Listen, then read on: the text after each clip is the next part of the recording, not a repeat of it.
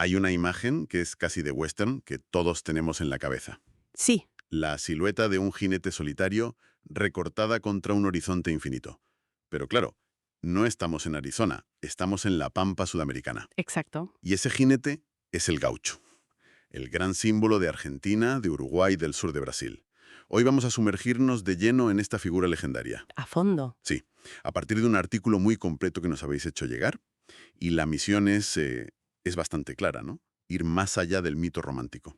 Totalmente. Hay que desmontar esa postal. Eso es, descubrir quién era de verdad, rastrear sus orígenes y entender esa pirueta, bueno, monumental, de cómo un tipo que a menudo vivía al margen de la ley acaba siendo el ícono de una nación. Es que esa es la clave de todo. No hablamos solo de un personaje de folclore.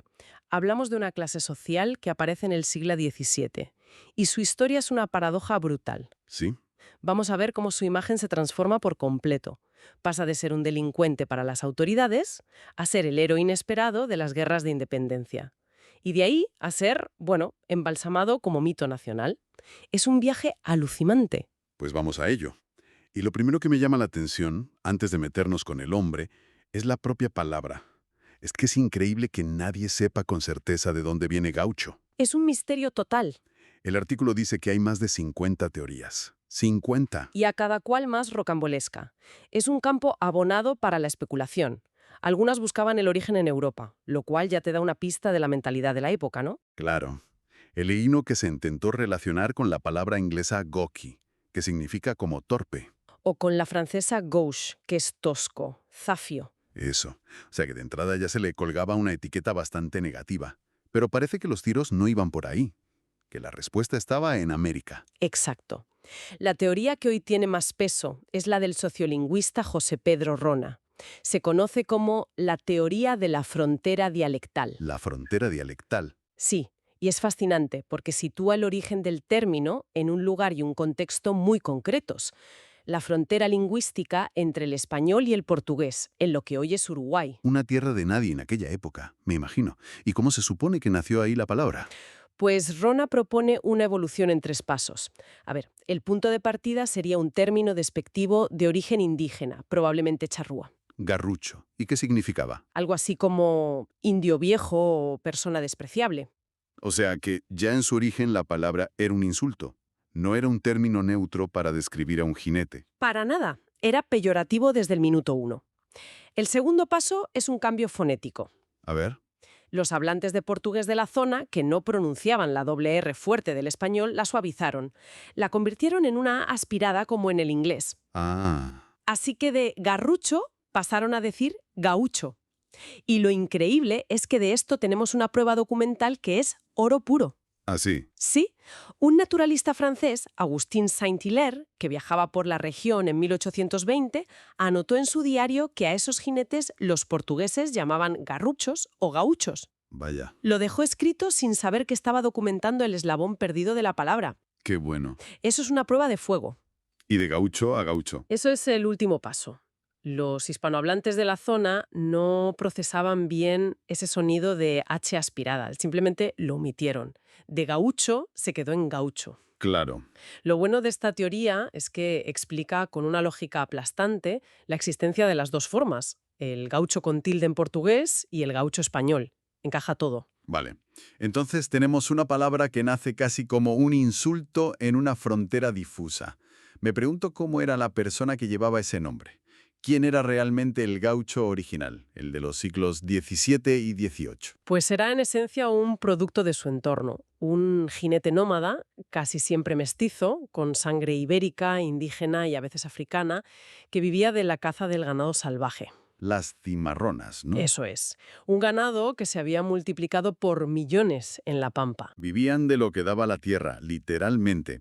Hay una cita en el artículo del historiador Richard Slatta que es muy reveladora. Sí, es buenísima. Dice que la gran abundancia natural de la pampa significaba que un jinete y cazador hábil podía vivir sin un empleo permanente. Vamos, que eran autosuficientes. Totalmente. Mataban una vaca, comían la carne, vendían el cuero y a otra cosa. Una libertad casi absoluta. Y ahí estaba el problema. Esa libertad chocaba de frente con la mentalidad de las autoridades coloniales españolas. Claro. Para la administración, estos tipos eran proscritos, ladrones de ganado y contrabandistas. Comerciaban con las pieles al margen de los impuestos, a menudo con los portugueses. O sea que la palabra gaucho era un insulto grave. Gravísimo. Félix de Azara, un funcionario español, escribió en 1790 que eran la hez del Río de la Plata y de Brasil. Lades. Vaya tela. Pero es una contradicción brutal. Por un lado, el Estado los ve como delincuentes y por otro, me imagino que no podía prescindir de ellos. ¿Cómo controlas un territorio tan inmenso sin gente que lo conozca así? Has dado en el clavo. Ahí está la gran hipocresía del sistema. Las habilidades de esos supuestos delincuentes eran tan valiosas que la propia administración española los reclutaba ¿Los reclutaba para qué? para su cuerpo de policía fronteriza, los blandengues. El caso más famoso es el del futuro héroe uruguayo José Gervasio Artigas, que empezó su carrera ahí. Es decir, poner al zorro a cuidar de las gallinas. Literalmente. Pero, oye, funcionaba. Y entonces llegan las guerras de independencia y todo salta por los aires. Aquí es donde la historia da un giro de guión espectacular. Uf, total. El gaucho, ese paria, se convierte de la noche a la mañana en el soldado de caballería perfecto, en el arma secreta de los ejércitos patriotas. Es que su forma de vida era un entrenamiento militar constante. Su capacidad para la guerra de guerrillas era algo que los ejércitos europeos no podían ni comprender. Claro. Aparecían de la nada, atacaban y desaparecían en esa inmensidad. Líderes como el propio Artigas o el argentino Martín Miguel de Güemes basaron todo su poder militar en estas milicias de gauchos. Por completo. Hay una cita buenísima de un general español, García Gamba, que los sufrió en sus carnes. Decía, con una mezcla de fastidio y admiración, que estos extraordinarios jinetes se acercaban a sus tropas con una confianza, relajación y frialdad que causaban gran admiración. Es buenísima esa cita. Y lo mejor es que fue Güemes quien le dio la vuelta a la tortilla y empezó a llamar con orgullo a sus tropas mis gauchos. Se apropiaron del insulto. Y lo convirtieron en una medalla. Es un momento de inflexión total y se nota en cómo los empiezan a ver desde fuera. Los viajeros que llegan a la región después de la independencia ya no los describen como criminales.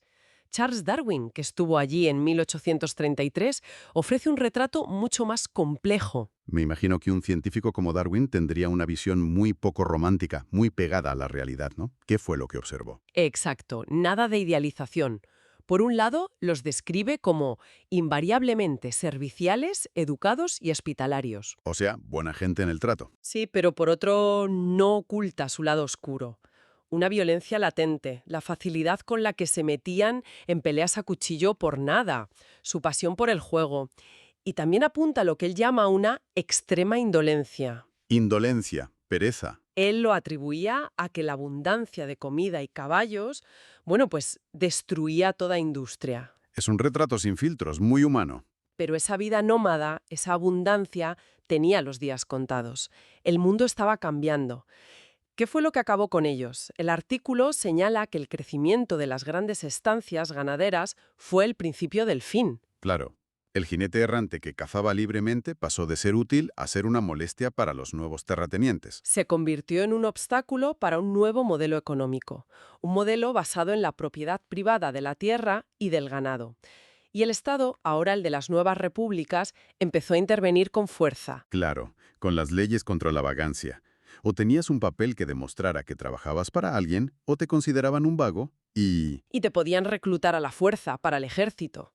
a las fronteras, a luchar contra los indígenas. Es una encerrona. Exacto. El poema épico argentino por excelencia, El Martín Fierro, de José Hernández, va precisamente de eso.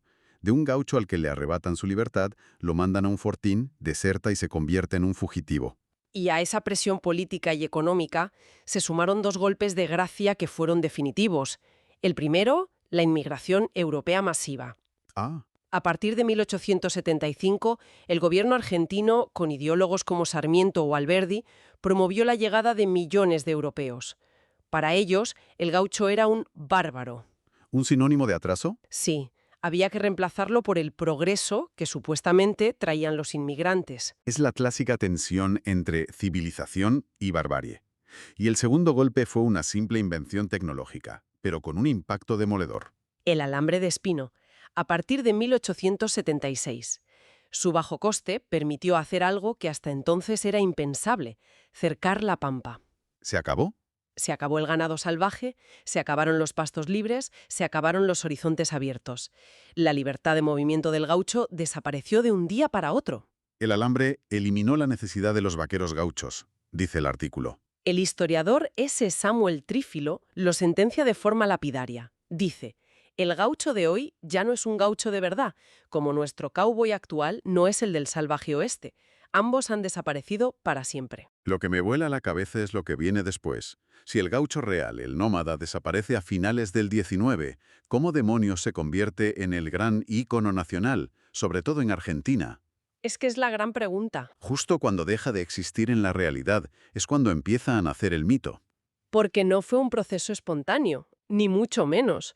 Fue una construcción cultural deliberada, una operación ideológica en toda regla.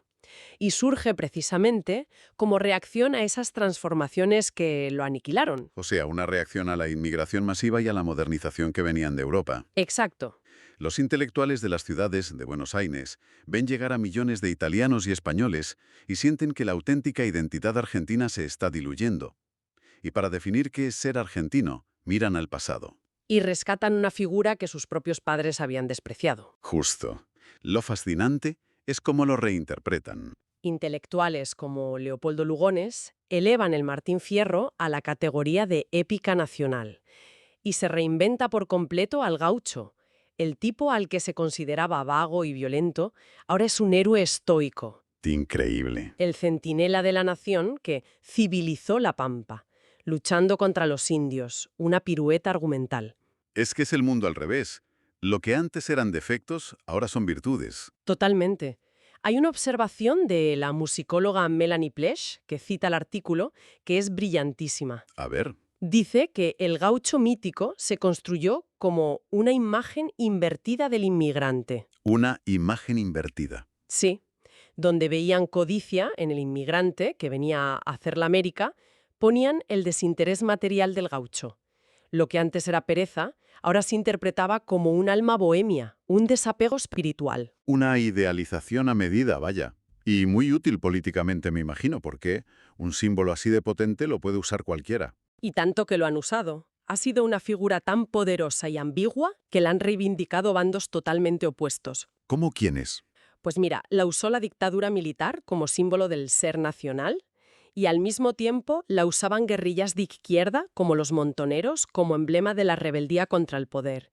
Es el comodín perfecto. Antes de terminar, quiero volver por un momento al hombre de carne y hueso, a esos detalles que definían su cultura y que nos ayudan a entender su mundo.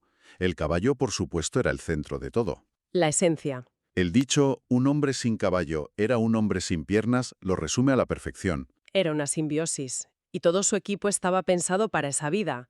El poncho, que era abrigo, manta e incluso escudo en una pelea, los pantalones anchos, las bombachas. Y sus herramientas inseparables.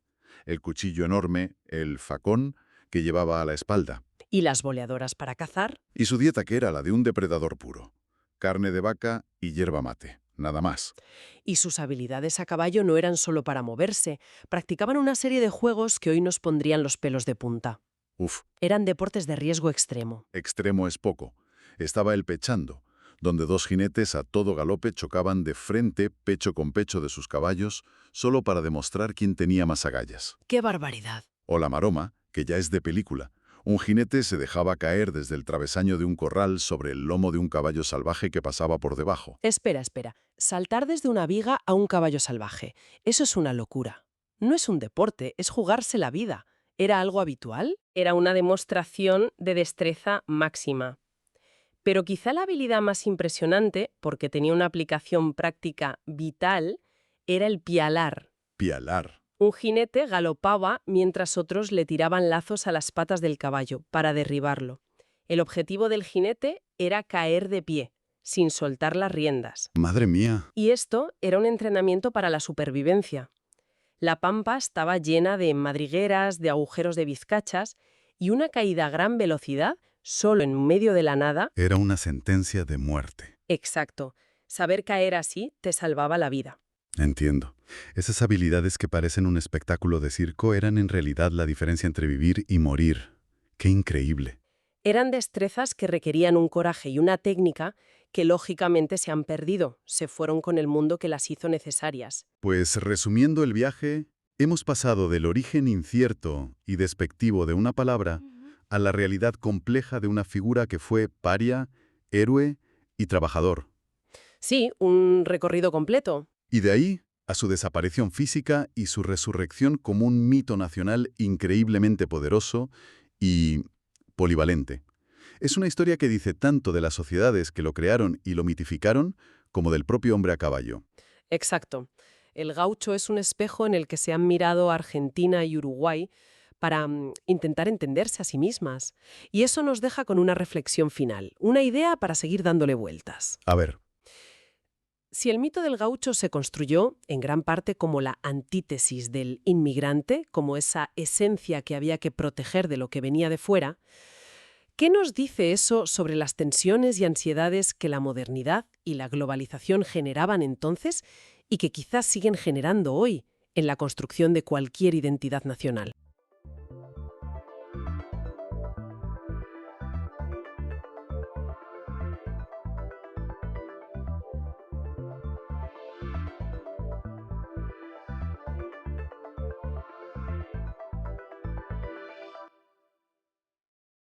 Bienvenida a este análisis en profundidad.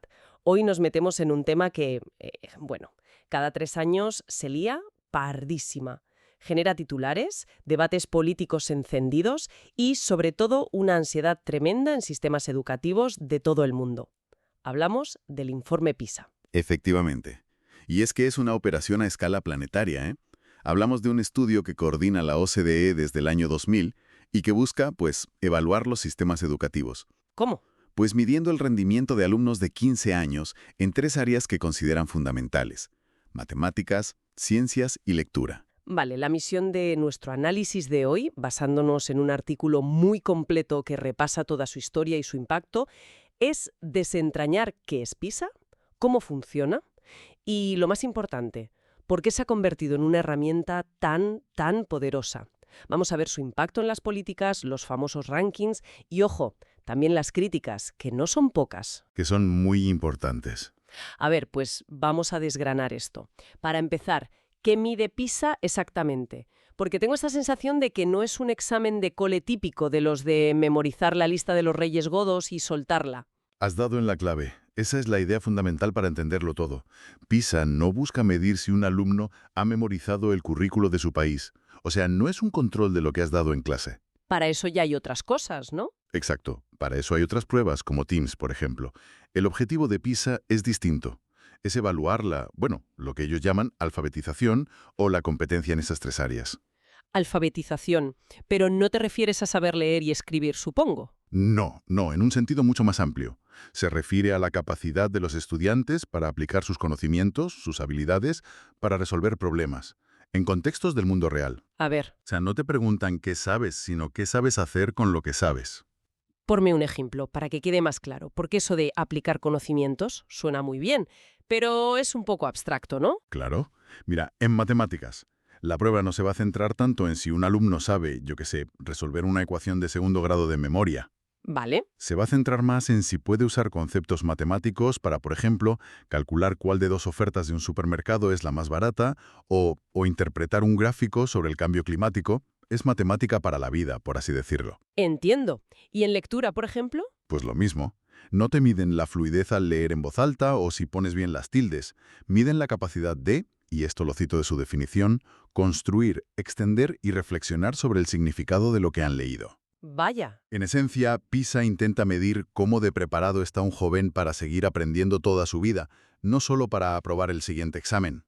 Es una filosofía muy distinta, desde luego. Ahora, la logística de esto tiene que ser una locura. ¿Cómo coordinas una prueba así en decenas de países tan diferentes? El método es muy específico y muy estandarizado, claro, para que los resultados sean, en teoría, comparables. Ajá. Todo empieza con el muestreo. Se eligen estudiantes que tienen entre 15 años y 3 meses y 16 años y 2 meses. Y esto es importante, ¿eh? Se les elige por edad, no por el curso en el que estén. Ah, o sea que da igual si uno está en tercero de la ESO y otro en cuarto, por ejemplo. Da igual, buscan una foto de una generación, no de un nivel académico. Y cada país tiene que dar una muestra representativa de, como mínimo, unos 5.000 estudiantes. Y una vez seleccionados, hacer el examen. Exacto. Es una prueba de 2 horas. Por ordenador, con una mezcla de preguntas tipo test y otras de respuesta abierta, donde tienes que explicar tu razonamiento. Pero no se queda ahí, y esto es muy interesante. ¿Hay más? Sí. Después del examen, los estudiantes responden a un cuestionario de casi 1 hora. ¿Una hora más? ¿Sobre qué les preguntan? De todo. Sus hábitos de estudio, su motivación, su entorno familiar, el nivel socioeconómico de sus padres. Y no solo ellos, los directores de los coles también rellenan un formulario detallado sobre el centro. Ostras. Sobre los recursos, la autonomía, el clima escolar. Intentan coger no solo el resultado, sino todo el contexto que lo rodea. Vaya, no es solo la nota del alumno, es una radiografía completa del sistema. Pero aquí me surge una duda técnica. Si los sistemas son tan distintos, los exámenes no serán idénticos para todos. ¿Cómo consiguen que la nota de un chico de Japón sea comparable a la de una chica de México? Aquí entra la cocina estadística, que es compleja y, como veremos, también muy controvertida. Los resultados se escalan. ¿Escalan? Sí, mediante unos modelos estadísticos. El nombre técnico es modelos de teoría de respuesta al ítem. Uf, eso suena a doctorado en estadística. Para que nos entendamos, es como una especie de sistema de handicap, como en el golf, pero para exámenes, para que todo sea justo. Es una analogía bastante buena. En esencia, sí. Es un modelo que permite poner todos los resultados en una misma escala. Se establece, de forma artificial, una media de la OCDE de 500 puntos y una desviación estándar de 100 para cada área. Ah, vale. Y eso crea esa vara de medir común que permite no solo comparar a México con Japón, sino, y esto es lo crucial para los políticos, ver la evolución de México a lo largo del tiempo, de un informe a otro. Y aquí es donde la cosa se pone seria. Porque PISA ha dejado de ser un simple estudio para ser una fuerza que moldea políticas educativas en todo el mundo. El artículo que manejamos habla del efecto PISA.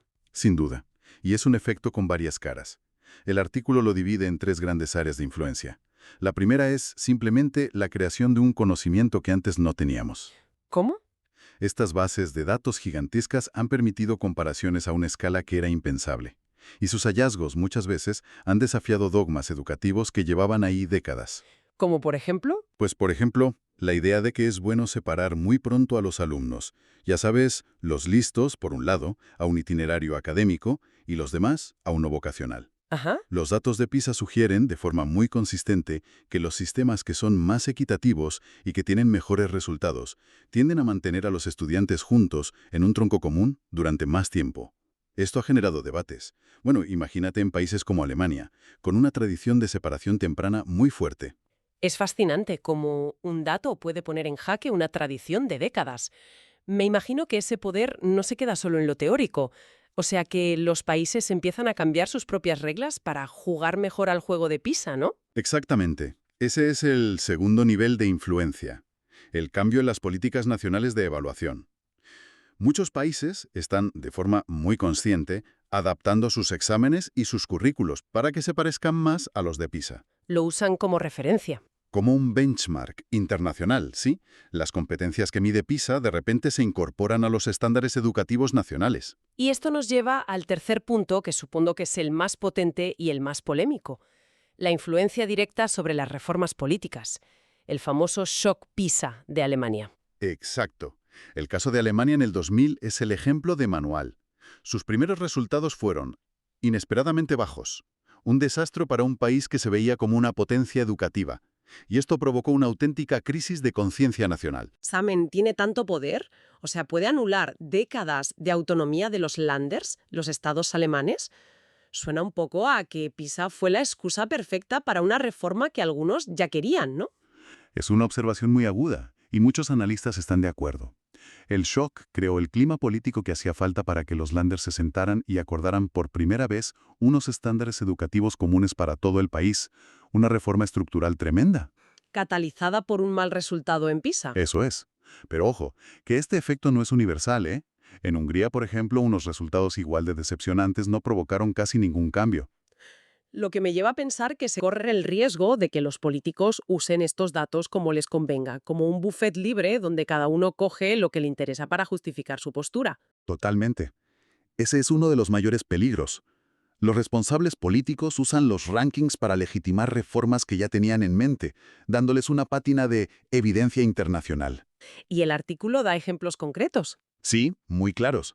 En Portugal, se usaron los datos para justificar un sistema de evaluación de profesores nuevo y muy polémico. Una conclusión que, según los expertos, no se deducía para nada de los datos del informe. Y supongo que no solo pasa con los malos resultados. Los que sacan buenas notas también lo usarán a su favor. Por supuesto, el caso de Finlandia, que es el alumno modelo de PISA. Pues sus ministros usaron los excelentes resultados para promover políticas para estudiantes superdotados. De nuevo, una interpretación muy particular de los datos. Claro. Y esto nos lleva a una pregunta fundamental que plantea el artículo. ¿Son los datos de PISA lo suficientemente robustos para soportar el peso de decisiones políticas tan importantes? Porque en la práctica, la OCDE, un organismo técnico y no electo. Acaba marcando la agenda educativa de medio mundo. Exacto. Ese es el kit de la cuestión. Hablemos entonces de lo que acapara todos los titulares. Los rankings. Esa tabla que provoca euforia en unos ministerios y crisis de gobierno en otros. Los últimos resultados de 2022 volvieron a coronar a los países asiáticos. Sí, el patrón es muy consistente. Y cada vez más. Singapur fue el número 1 absoluto en las 3 categorías. Y le siguen de cerca otras economías como Macao, Taiwán, Hong Kong, Japón, Corea del Sur, con un dominio en matemáticas que es abrumador. ¿Y Europa? La mayoría de países europeos, como España, Alemania o Francia, se mueven en torno a la media de la OCDE. Pero más allá de la tabla, que es lo que se queda en el titular, las historias de cada país están llenas de matices y de polémicas muy reveladoras. El artículo destaca varias. Muchísimo, y vale la pena pararse en ellas. Empecemos por el gigante, por China. Su participación es peculiar. No compite como país entero. Ah, no. No, compite con una selección de sus regiones más desarrolladas, Pekín, Shanghái, Jiangsu y Zhejiang. Y como era de esperar, arrasan. Pero ahí está el gran asterisco junto al nombre de China, ¿verdad? La enorme controversia sobre a quién están evaluando realmente. Exacto. La polémica gira en torno al sistema JUCO, que es una especie de registro de residencia. En la práctica, obliga a muchísimos hijos de trabajadores migrantes a volver a sus provincias de origen, que suelen ser más pobres y rurales, para hacer la secundaria. O sea que los están excluyendo de la muestra de las grandes ciudades. Podría estar sesgando la muestra de una manera brutal. ¡Ostras! Eso es demoledor. Entonces, cuando leemos Shanghái lidera el ranking PISA, en realidad deberíamos leer la élite de las familias locales de Shanghái lidera el ranking PISA. Cambia por completo la historia. Se calcula que hasta un 27% de los jóvenes de 15 años que viven en Shanghái están excluidos del sistema escolar de la ciudad y, por tanto, de la prueba PISA. ¡Vaya tela! A pesar de esto, su éxito o el de esta muestra seleccionada ha sido increíblemente influyente. El método Shanghái se ha convertido en una especie de santo grial educativo. Suena muy bien en un titular, importar el método Shanghái, pero ¿de verdad se puede trasplantar un método educativo? El contexto cultural, social, todo es radicalmente distinto. ¿No es una simplificación un poco peligrosa? Es la gran pregunta, pero eso no ha impedido que países como el Reino Unido hayan importado profesores y técnicas de enseñanza de Shanghái, enviando ministros y trayendo a cientos de docentes chinos para intentar replicar su éxito. Otro caso fascinante que menciona el artículo es el de la India. Es casi lo contrario a China. Es un caso de estudio. La India participó por primera vez en 2009. El resultado fue un desastre. Quedó en el puesto 72 de 73 países. Uf. Su reacción fue retirarse de las siguientes ediciones. Alegaron una desconexión sociocultural en las preguntas. Decían que no eran justas para sus estudiantes. Y lo más increíble es que parece que negociaron su vuelta con condiciones. Sí, eso parece. Para futuras ediciones, la OCDE habría accedido a adaptar culturalmente algunas preguntas para la India. El ejemplo que se cita es cambiar aguacate por mango en un problema, para que fuera más relevante para los alumnos. O sea, un caso único de un país que consigue que el test se adapte a él. ¿Y no al revés? Es como quejarte al árbitro y conseguir que te agrande la portería solo para ti. Tal cual. Y luego tenemos las polémicas en casa, en Europa. El caso de Suecia. Suecia sufrió una caída muy fuerte y continuada en sus resultados. El líder de la oposición llegó a hablar de crisis nacional. Pero la controversia fue a más. ¿Qué pasó? En 2020, un periódico sueco destapó que el país podría haber inflado sus resultados de 2018 al excluir de la prueba a un número inusualmente alto de estudiantes de origen inmigrante, que estadísticamente suelen tener peores resultados. ¡Qué fuerte! Y para rematar, las críticas del Reino Unido. Que estas son especialmente graves porque no vienen de políticos, sino de estadísticos. Y son durísimas. Esto ya no es un debate de opinión, es un ataque a los cimientos de la prueba. Académicos de mucho prestigio como Harvey Goldstein de la Universidad de Bristol o Hugh Morrison de la Queen's University de Belfast. ¿Qué dicen? Pues han llegado a afirmar que el modelo estadístico sobre el que se construye PISA tiene errores fundamentales. Morrison llega a decir que estos errores hacen que los rankings directamente no tengan ningún valor. Eso es una acusación de una gravedad enorme. No es una crítica política, es a la matemática que sostiene todo el edificio. ¿Y cuál ha sido la respuesta de la OCDE? Según estos académicos, el silencio. Denuncian que la OCDE ignora sistemáticamente estas críticas. En palabras de Goldstein, PISA tiende a decir demasiado sobre lo que puede hacer y tiende a no publicitar sus aspectos negativos. Vale. Pongamos todo esto sobre la mesa. Tenemos un impacto político gigantesco, pero al mismo tiempo una lista de controversias muy seria. Si las juntamos, el panorama es Preocupante. un torpedo a la línea de flotación de la prueba.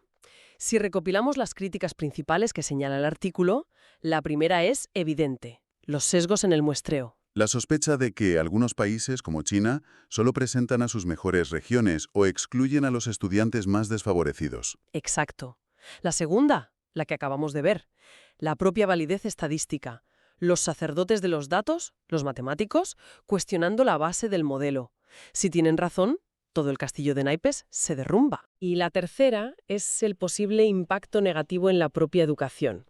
El artículo cita una carta abierta firmada por académicos de todo el mundo que argumentaba que PISA está, literalmente, perjudicando la educación. ¿Por qué? ¿Cuál es el argumento? Pues que fomenta una estandarización global que empobrece, que empuja a los países a reducir sus currículos para centrarse solo en lo que se puede medir en la prueba. Es el clásico efecto de la farola. Buscas las llaves debajo de la farola, no porque las perdieras ahí, sino porque es donde hay luz. Y corremos el riesgo de que la educación se centre solo en lo que ilumina el examen, dejando a oscuras la creatividad, la ética, el arte. Exactamente. Y hay un último punto que me parece demoledor. Cómo las medias nacionales, esa cifra que sale en los titulares, ocultan desigualdades internas brutales. El ejemplo de Brasil. El ejemplo de Brasil es el más claro. La media de Brasil como país es baja. Pero si separas los resultados, sus escuelas privadas de élite superarían a Finlandia, mientras sus escuelas públicas se hundirían por debajo de Perú. Vaya. Ese número único, la media nacional, no solo no dice nada sobre esta brecha social, sino que activamente la oculta. Es peor que inútil, es engañoso. Entonces, ¿con qué nos quedamos de todo esto? PISA es sin duda una herramienta de evaluación global influyentísima. Ha transformado el debate sobre educación. Pero está lejísimos de ser esa verdad absoluta, ese termómetro infalible que a veces nos venden. Exacto. Es un instrumento con posibles fallos metodológicos muy serios, con un riesgo evidente de manipulación política, y que a menudo simplifica realidades muy complejas en una simple clasificación, en una liga de fútbol de países. En el fondo, el debate sobre PISA no es solo sobre un examen. Es un debate mucho más profundo sobre qué valoramos en la educación, qué es el éxito de un sistema y cómo creemos que debe medirse. Precisamente. Refleja esa tendencia global hacia la medición, los datos, la rendición de cuentas. Pero nos obliga a preguntarnos si lo que es fácil de medir es siempre lo más importante para formar a un ciudadano.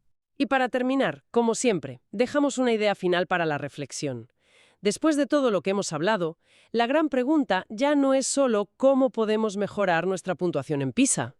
Hay otra pregunta quizá más inquietante. Algunas investigaciones sugieren que los resultados de PISA, al medir habilidades clave, están relacionados con el futuro desarrollo económico, la salud, incluso la calidad democrática de un país. O sea que las consecuencias son enormes. Aprendizaje, sino para mejorar específicamente en la prueba PISA. ¿Corremos el riesgo de estar optimizando para la métrica en lugar de para el objetivo real? ¿De acabar con estudiantes que son muy buenos haciendo exámenes PISA, pero no necesariamente mejores ciudadanos?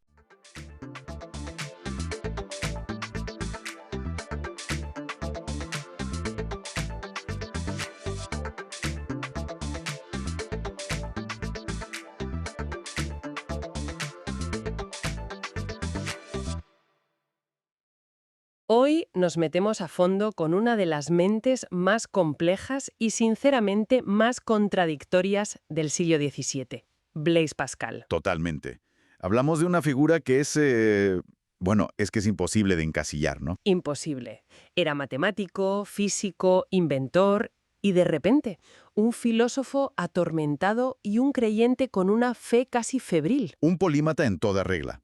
Y creo que su vida fue eso, una búsqueda constante, una carrera para entenderlo todo, desde cómo funciona el universo hasta, ¿qué hacemos aquí? Y ahí está el gran rompecabezas que vamos a intentar montar hoy. La pregunta central es esa: ¿cómo la misma mente, una mente tan rigurosa que exige pruebas para todo, Puede a la vez sumergirse en una fe que, por definición, se escapa de la lógica. Exacto, esa dualidad es la clave. Y todo empieza con un niño prodigio que además fue educado en casa por su padre. Y lo de niño prodigio se te da muy corto. Las anécdotas son casi de no creer. Es que la imagen es potentísima. Con 12 años, sin haber estudiado geometría formalmente, se pone a redescubrir por su cuenta los principios de Euclides. Y no con un libro, no. Con un trozo de carbón en el suelo. Es alucinante, redescubrió las primeras 32 proposiciones él solito. Y la cosa no para ahí. A los 16 escribe un tratado sobre secciones cónicas que es de un nivel. De un nivel altísimo, sí. Tan alto que cuando se lo enseñan a René Descartes, que era el gigante intelectual de la época, su primera reacción es de escepticismo puro. No se lo cree. No se lo cree. Estaba convencido de que era imposible que un chaval de 16 años hubiera escrito eso. Pensó que tenía que ser obra del padre, de Etienne. O sea, ¿era pura envidia o de verdad era tan inconcebible? Yo creo que una mezcla. Por un lado, sí, era un logro que desafiaba la jerarquía intelectual de la época. Y por otro, Descartes tenía un ego considerable. Ya. La idea de que un adolescente estuviera jugando en su misma liga, pues como que no le entraba muy bien en la cabeza. Pero claro, este genio no surge de la nada. El entorno que le crea su padre es fundamental. Totalmente. Etienne diseñó una educación a medida para él. Y aquí viene lo curioso. Al principio le prohibió las matemáticas. ¿Le prohibió las matemáticas? Sí, quería que se centrara primero en los clásicos, latín, griego. Pero claro, ya se sabe, si le dices a un genio que no piense en algo... Es lo primero que va a hacer. Exacto. Fue como echarle gasolina al fuego de su curiosidad. Y esa curiosidad enseguida buscó problemas prácticos. Con menos de 19 años se embarca en un proyecto increíble para ayudar a su padre. Su padre era recaudador de impuestos, que debía ser un trabajo, un infierno de sumas y restas sin fin. Y para solucionarlo, Pascal se pasa casi 3 años diseñando una de las primeras calculadoras mecánicas de la historia, la Pascalina. Una maravilla de la ingeniería de la época. Una caja de engranajes y ruedas capaz de sumar y restar. Yo siempre la había imaginado como un éxito rotundo, pero la realidad fue un poco distinta, ¿no? Mucho más complicada, sí. Fue un hito técnico, un precursor de la computación, sin ninguna duda. Pero comercialmente... Un fracaso. Pues sí, fue un fracaso. Eran carísimas, muy complejas de fabricar, delicadas de usar. Al final se construyeron unas 20 y se convirtieron más en un objeto de lujo. En plan, un juguete para ricos. Exacto, un símbolo de estatus. Pero nos muestra una faceta clave de Pascal. No era solo un teórico, era un ingeniero que quería resolver problemas del mundo real. Vale, entonces tenemos al genio matemático y al inventor. Pero su curiosidad no se detiene y se lanza a por una de las ideas más antiguas de la física. Se lanza por un concepto que llevaba más de 2000 años ahí, el horror vacui de Aristóteles. El horror al vacío. La idea de que la naturaleza no puede soportar un espacio vacío. Justo. Una creencia que defendían gigantes como el propio Descartes. Y llega Pascal y dice, un momento, ¿y si estáis todos equivocados? ¿Y cómo lo demuestra? Con experimentación pura y dura. A partir de 1647 empieza a trabajar con la presión, el vacío. De ahí salen inventos como la prensa hidráulica o la jeringa, que se basan en sus principios. Y su gran idea es que si el aire tiene peso, como ya intuía Torricelli, la presión debería ser menor cuanto más alto subes, Exacto. Y aquí es donde entra la famosa historia del experimento del Puy de Dôme. que es una de las grandes anécdotas de la ciencia. Totalmente. Pascal estaba convencido de su teoría, pero su salud era muy frágil, así que no podía subir él mismo la montaña. Y recluta a su cuñado, Florent Perrier. Eso es, le da instrucciones detalladísimas. La misión: subir al Puy de Dôme, una montaña de casi 1500 metros, con un barómetro de mercurio y medir la presión en la base y en la cima. La descripción que hace el propio Perrier es como leer una novela de aventuras. Cuenta cómo suben, miden la columna de mercurio abajo. Y el resultado es exactamente el que Pascal había predicho. Perrier escribe asombrado que en la cima la columna de mercurio ha bajado casi 8 centímetros. Una barbaridad. Y lo repite varias veces. Sí, en distintos puntos de la cumbre, y el resultado es siempre el mismo. Al bajar, vuelve a medir y la columna recupera su altura original. La prueba era irrefutable. Se carga 2000 años de filosofía con una caminata por el monte. Y esto es clave, porque no es solo un experimento sobre el aire. Es casi un manifiesto sobre cómo se debe hacer ciencia. De hecho, en una respuesta a un crítico, Pascal escribe algo que suena increíblemente moderno. A ver. Dice: para demostrar que una hipótesis es evidente, no basta con que todos los fenómenos se sigan de ella. En cambio, si conduce algo contrario a un solo fenómeno, eso basta para establecer su falsedad. Un momento. ¿Me estás diciendo que está formulando básicamente el principio de falsabilidad de Karl Popper? Siglos antes que Popper, ¿sí? ¡Qué locura! Está sentando las bases del método científico moderno. Está diciendo: no me importa cuántas cosas encajen en tu teoría. Si encuentro un solo hecho que la contradiga, tu teoría está mal. Es una revolución. Pero mientras su mente científica alcanza esta claridad, por dentro se está cociendo otra tormenta, ¿no? Aquí empieza el giro hacia la fe. Empieza en 1646, su padre tiene un accidente, se rompe la cadera, y lo cuidan dos médicos que son miembros del jansenismo. ¿Y qué era el jansenismo exactamente? Suena a algo muy riguroso. Y lo era. Era una corriente dentro del catolicismo, muy influida por San Agustín, que ponía el foco en el pecado original, en la corrupción del ser humano, y sobre todo en la necesidad de la gracia divina. Una visión bastante austera, ¿no? Muy austera, sí. Y ese primer contacto deja una marca muy profunda en Pascal. Pero el momento que lo cambia todo de verdad llega unos años después. La famosa Noche de Fuego. La noche del 23 de noviembre de 1654, Pascal vive una experiencia mística, una revelación de una intensidad brutal. No sabemos qué pasó, pero fue tan potente que justo después coge un pergamino y escribe una nota que empieza con una sola palabra: fuego. Fuego.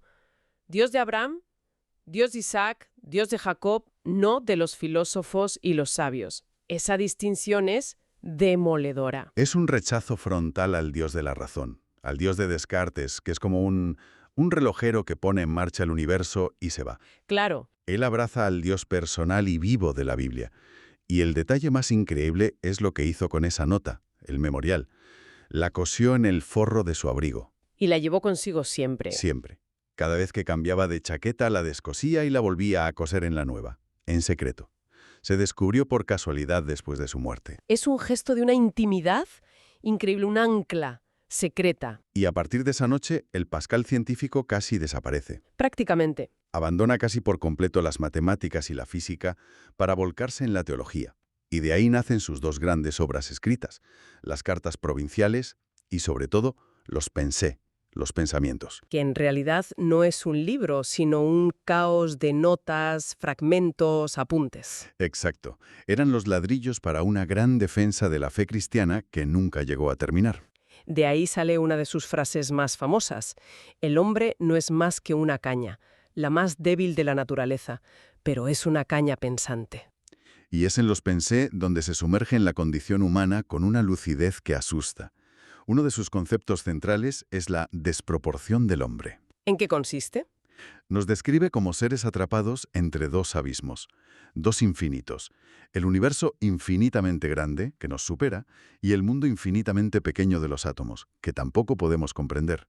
Estamos en medio sin entender nada. Y de ahí viene esa frase que a mí me pone los pelos de punta. El silencio eterno de estos espacios infinitos me aterra. Dios, para Pascal somos eso, una mota de polvo consciente de su propia insignificancia, perdida en un cosmos frío y silencioso.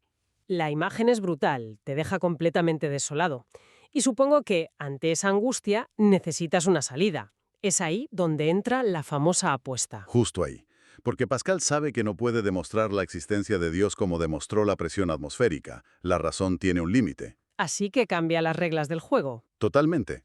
No te dice te voy a convencer con lógica. Te dice te voy a plantear una apuesta que racionalmente no puedes rechazar.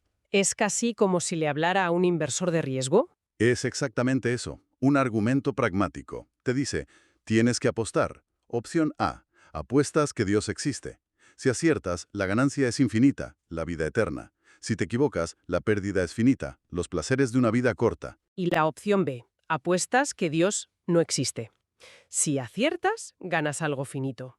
Pero si te equivocas, la pérdida es infinita.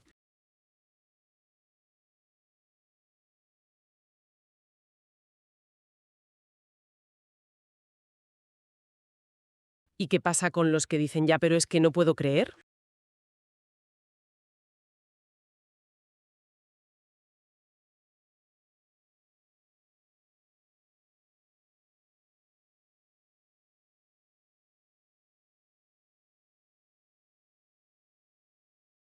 Es fascinante porque es una fe a la que no se llega por la razón, sino que la razón te lleva hasta el borde del precipicio y te dice, ¡salta!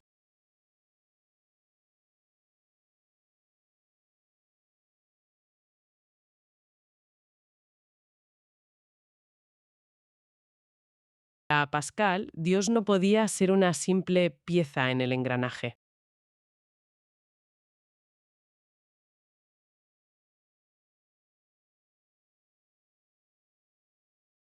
Desarrolló esa idea de que la enfermedad es el estado natural de los cristianos.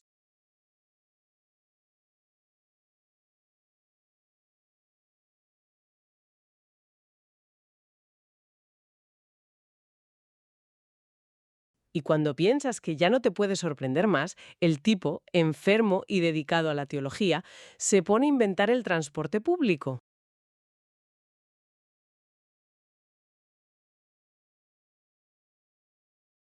Los carruajes a 5 sueldos, la primera red de transporte público urbano del mundo.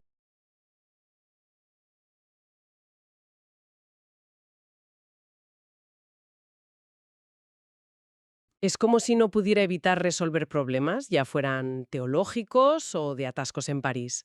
Murió muy joven, con 39 años. Sí.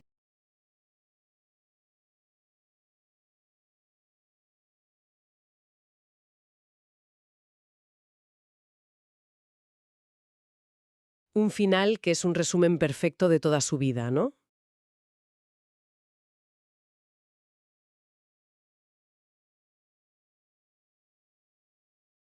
Al final, el legado que nos deja es inmenso. Te deja la primera calculadora, las bases del método científico y a la vez una de las reflexiones más crudas sobre la fe, la duda y la condición humana.